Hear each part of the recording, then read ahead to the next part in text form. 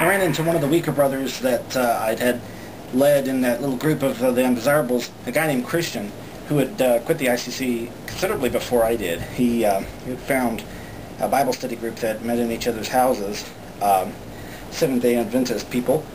And their traditional method was that they like to take a chapter out of the Bible each week, in succession, and they all took turns speaking about what it meant to them, and so forth. It was his turn, and he was stumped. He wanted my advice. He wanted me to come with him too. Asked if I didn't mind even helping him, give the message, maybe even just give the message. And so he showed me what the chapter was. It was 1 Peter, chapter 2. What he couldn't understand was this. As you come to him, the living stone, rejected by men, but chosen by God and precious to him, etc., etc., etc. See, I lay a stone in Zion, a chosen and precious cornerstone, and the one who trusts in him will never be put to shame. What a coincidence. This was the very thing that I was, writing a book about. So I led the study, and it didn't exactly go very well. I'll share with you what I shared with them, and you'll see why. I called it the stumbling block study. It proves one thing. You fundamentalists, you who call yourselves Christians, you church-going folk who consider yourself the good people, the pillars of our community, you'd better hope that the Bible is not the Word of God. You better hope that the scenario you believe in is not true, the whole some people go to heaven, some people go to hell thing. Because if it is, it's not those of us in the world who are in trouble.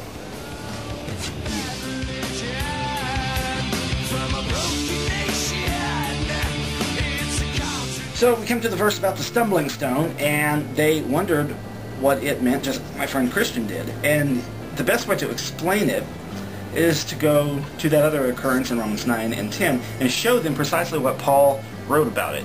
So, Romans is most likely one of the very first widely distributed Christian writings of all time. Basically, it's probably the original. What I'm about to share with you, I believe, is the firm foundational conviction that launched Christianity in the first place. Paul begins Romans with a lot of discussion, a lot of weird stuff, but he talks about, a lot of different things, but mostly about religious law not helping anybody, faith being more important, and how God made the people who weren't seeking God and didn't love God into homosexuals, so that as to teach them a lesson. I'm serious, that's in there, that's in the first chapter. It's retarded, but mostly. Apparently, in Rome, the saved ones felt it must be unfair that some are chosen and some are not. And so Paul explains that we're all God's clay. He can do whatever he wants to with it, so he can mold some of us for regular use, and he can mold some of us for being used and then thrown away. We do whatever he wants, which basically shows an unfair asshole of a God, really. But then he demonstrates the usual pattern about the chosen people. It seems that whenever some people think that they are the chosen people of God, they become spoiled. And we'll ignore the fact that people in all cultures everywhere always think that they are the chosen people of their own gods, okay? They become spoiled, they become big-headed creeps about the whole thing. They start feeling superior, they start acting better than you, start treating their lessers like dirt, while giving God all sorts of happy lip service. So Paul mentions that God decided to become one of those lessers. He disguised himself as one, as a matter of fact, disguised himself as one of the people that the righteous morons usually hate and step on. So that God gets this accurate look at the heart of those people. It's basically how the tale goes. Accurate look at what kind of person you really are. Not how you are when you put on your Sunday clothes and you put your best foot forward and you try to look your best for God. It'd be like the president of a company wanting to really know how the people who work for his company are doing, so he disguises himself as a janitor to see how things really are from the bottom side, rather than just taking his assistant's word for it. All of whom would probably do their best to put their best face forward, say, "Oh, everything in my department's fantastic." He'll always going to say that to you, He's always going to tell you that.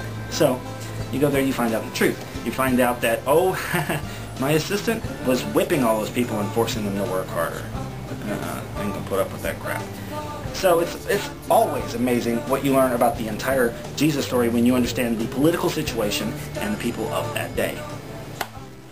It's time to play Who's God's Favorite?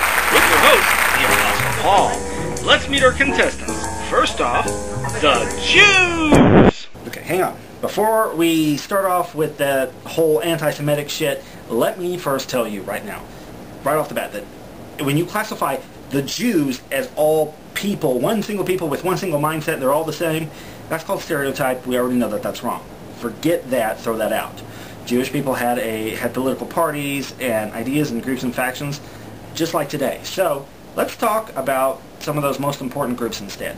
Our first Jewish group are a bunch of temple-loving enthusiasts who enjoy kosher diets, beating the sinful dust of people like you and me off of their shoes, and being as holy as possible and shoving your nose into it. Say hello to the Pharisees!